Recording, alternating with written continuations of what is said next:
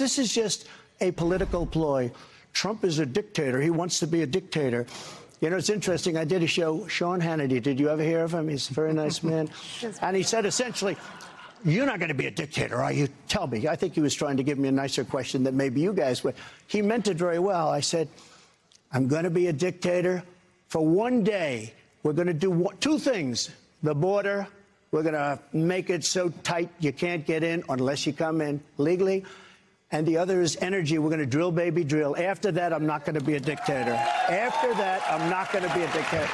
So you weren't saying that if the courts... the press picks it up. So I said, I'm going to be a dictator for one day. They cut it. They go, I'm going to be a dictator. But they cut the rest of the sentence. No, I am not going to be a dictator. And there you have it. That is Donald Trump at this town hall tonight, contradicting himself in real time as he tries to say he's not going to be a dictator, and then, in the same breath, admitting that he will, in fact, be a dictator if elected again, but just for one day.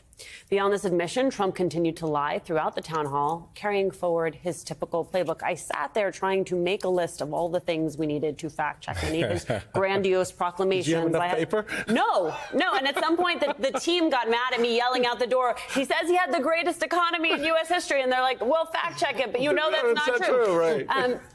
It almost becomes too big a task. So I want to stick on this point about him saying, I will be a dictator, because it is not consolidated to that exchange, right? I mean, you also have him saying he wants to use the power of the Justice Department to levy against his political opponents. So here's the thing to all the MAGA heads out there. When you hear someone say, if Joe Biden said, you know, my second term, I want to be a dictator, what is your reaction to that? Because the question I have for Trump is, do you know what the word dictator means? I think he's clear. And if you do, why are you using it, unless that's what you want to be? There has not been in the history of the world, let alone the United States, anyone who's assumed power and just said, okay, I just want it for a day. I'm just going to run everything in the universe for a day. And then I'll be satiated. I'm going to satiated, and I'll give you the power back. So the reality of it is Donald Trump acting like this nebbish little boy who's like, oh, they're just trying to say all these nasty little things about me, and none of it's true. He's full of crap. And the fact that Fox sat there and did not double down, triple down, and make him make the point to the country of what his real intent is just bad journalism. But it's worse for those who actually give license to that in the broader public by thinking that somehow, Alicia and Simone, that in March of 2025, Donald Trump, after, let's say, having success at shutting down the border, except for those who come in legally, and we know that's not going to happen, right? Because even if you come in legally, he's going to find a reason to keep you out. And all the other things he says he wants to do, that he's just going to now turn around, well, I'm done with that, and I'll give power back to the other two branches of government. I'll return the power back to the states to decide. It's not happening. So I think that moment in that conversation, to me, was chilling, because you saw the acquiescence of a pliable, complacent press and the ambition of a very dangerous man. A dangerous man. There was another exchange between him and Bret Baier, where Bret Baier says, you know, you say a lot at your rallies. And I'm paraphrasing here. He says, you say a lot at your rallies. How much of a Trump second term would be about retribution or looking forward? And Donald Trump sits there very calmly with a straight face, and he says, I won't have much time for retribution. And he starts talking about President Xi taking in $400 billion and says, I won't have much time for retribution. There will be success. No retribution. There will be success. It is peak gaslighting, but it is dangerous. And I was just struck by and sometimes Donald Trump does these things with this bravado, right? Like he's yelling, he's got incoherent sentences. Word salad, word salad. But sitting in that town hall, he looked quote unquote normal.